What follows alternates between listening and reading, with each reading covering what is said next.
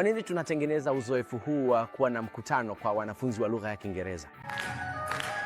Siku hii imejaa si wazungumzaji tu, bali pia mwingiliano kati ya mmoja na mwingine.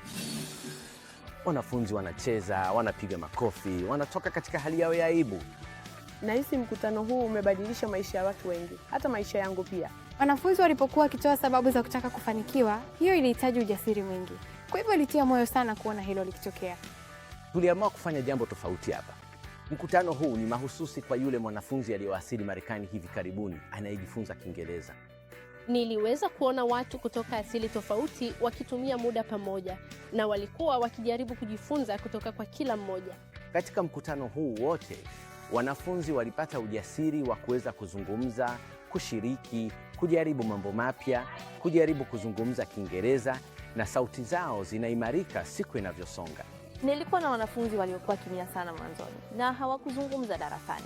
Sasa wanazungumza darasani, wanajiamini, wana uwezo, wana mengi ya kutoa. Na wakati mwingine wanafunzi wetu nahisi hawapati utambuzi au mambo mazuri wanayostahili.